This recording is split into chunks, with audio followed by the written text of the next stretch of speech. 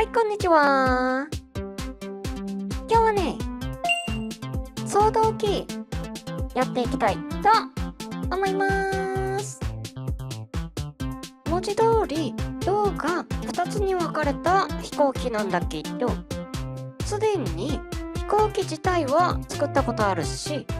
発動機が複数ついてる乗り物もいくつか試してるので、絶対にうまくいくでしょう。ということで、行ってみましょう。まずベースにする飛行機は湖の反対側に墜落しちゃったまんまなので、あっち側に向かいましょうかね。荷物もある程度積んでいきます。よし、じゃあ水上モードに切り替えて、いざ。墜落した場所は正確には覚えてないんだけど、もうちょいこっちか。あったあった。よし、無事に飛行機までたどり着きました。で、こいつてっきりぶっ壊れてるかと思ったんだけど、全然大丈夫そうですね。試しに引き起こして動かしてみましょうか。いざ。全然大丈夫ですね。飛行機は水に落ちると破損することが多いし、陸に落ちても転がってる石とかで破損したり、スライムに食べられたりするんだけど、全くの無傷ってのは奇跡的ですね。よし、じゃあ実際に作っていきます。大まかなデザインとしては、今プロペラが1つなのを左右2つにして胴体っぽい部品を2つにするってな感じなんだけど、まずはこのプロペラちょっとでかくって、この世界ならではとはいえ形も現実のプロペラっぽくないので、コンパクトなプロペラにならないかな。半分くらいの大きさくらいで草を切って、角度とかは元々の設計がジョイントで作ってあるので、それと全く同じでくっつけてみようかな。これでちょうどいいくらいに飛べればいいんだけど、とりあえず試運転いざ。全然ダメですね。前には進んでるので向きとかは大丈夫なはずなんだけど、飛ぶ気配は全くないですね。プロペラ以外のパーツはそのままなので、単純にプロペラの力が足りないんだと思うんだけど、こうなったら羽を増やすしかないかな。同じパーツを作って増設しますが、確かに推進力は上がってるんだけど、全く飛びそうにないですね。これね、もともとプロペラを2つつける想定だったので、このプロペラをもう1個作って、それでやっと飛べたりするのかなって思って複製しようと思ったんだけど、変なところにゴムの実を使ってるな。軸の部分に松材も使ってって、この辺にはゴムの木も松も生えてないので、追加調達しに行きましょうかね。どのみち合金は近くで追加調達するつもりだったので、ついでの用事が増えただけですね。ちなみにさっきの部品、なんでゴムの実を使ってたのって疑問を持たれるかもしれないんだけど、設計図が実装される前は決まった大きさのものを複製するのが難しくって、よく小麦とかを使ってたんだけど、ゴムの実の方が耐久度が高いっていう理由でよく使ってました。まあ、あの部品はどのみち木で作り直そうとは思ってるんだけど、さっきの場所はリンゴも生えてなかったんでね。もうちょい先まで行けば生えてるはずなんだけど、先に進むよりも以前作業をしてたこの辺に戻れば、ある程度の資材は調達できます。よし、まあこんなもんかな。思ったよりも距離があったので、もしかしたら海岸まで戻った方が早かったかもしれないんだけどハマデンガの実運用試験でもあったので、これはこれでいいでしょう。はい、ここから引き続き作業をしていきます。で、両方作るにしても、そもそもさっきのプロペラね、コンパクトにしたいとか言っときながら、元のやつと比べてあんまし変わんないんだよね。なので大幅にデザインを変えます。っていうのもね、あの調子で微調整して飛べるようになったとしても、どのみち大幅にコンパクトにはなりそうにないんだよね。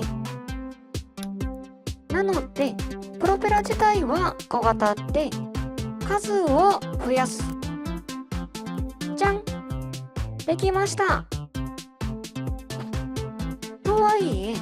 これで飛べそうな気は全くしないので、じゃん、できました。試しに動かしてみた感じ、やっぱし飛べそうな気配は全くないので、じゃん、できましたこれだとちゃんと進めますね。水上とはいえ電池1本でちゃんと進むことだけは確認できたので、同じように反対側のプロペラも作っていきます。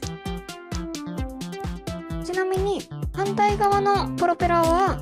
角度を正反対にしないといけないので、ここはこの前不相663のところで作り方が紹介されていたので、それを参考にして作ってます。よし、羽はまだつけてないので飛べないとは思うんだけど、ちゃんと動くかどうか確認しときましょう。いざ。よしよし、ちゃんと前に進めますね。あとは翼をつければ飛びそうなんだけど、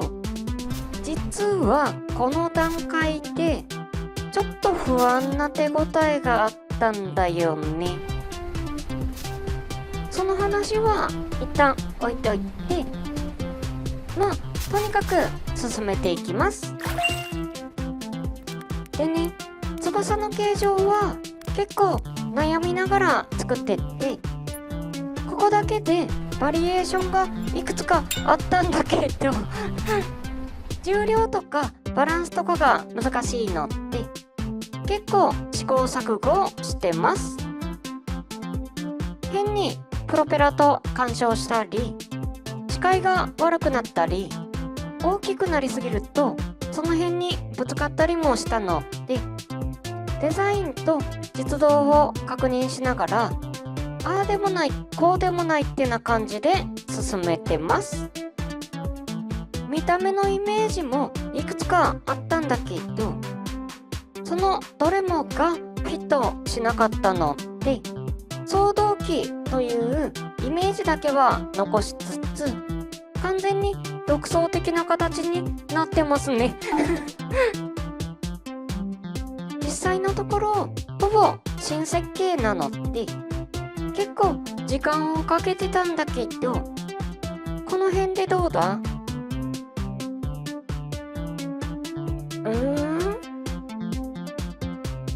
なんかカクカクしてない？これね、スローモーションで再生してるわけじゃなくて、等倍速でこれなんだよね。最初に動かした時も一瞬プロペラが止まってるように見えるシーンがあって、その時若干不安を感じてたんだけど、多分部品数が多いせいでしょうね。とはいえ今のは微妙に飛びそうな手応えがあったので、もうちょい翼の数と角度を調整したのと、回転が速すぎるのが原因かもしれないので、電池も調整してます。よし、これでいけるんじゃないか？いざ。カクカクしすぎる世界の限界に到達してますねちょっとね、さすがに見づらいので、ここからは早送りでお見せするとして、よし、飛べました。これね、えらいグラグラしてるんだけど、カクカクするせいで操縦がまともにできないんだよね。とかなんとか言いつつも、最近作業してる砂浜を通過して、生配信で使ったキャンプ場を通過していきます。あ、そうそう、最近ね、生配信を始めて、今回のスタート地点がこの前キャンプしたあたりですね。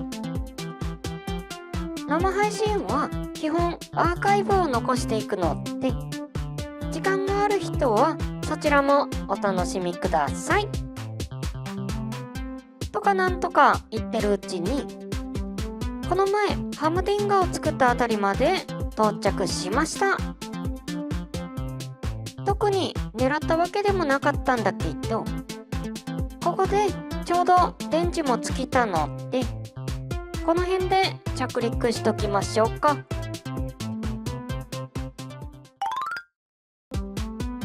ということで、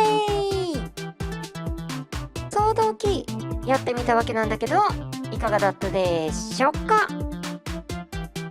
一応ね、飛ぶことはできたんだけど、本当にカクカクしてって実用性は厳しいですね一応映像で見ると1秒に1回は画面が更新されてるみたいなんだけど、体感では数秒に1回ガクッと動くくらいだったので、操作もかなり厳しいです。もしかしたらつよつよパソコンだと動いたりするかもしれないんだけど、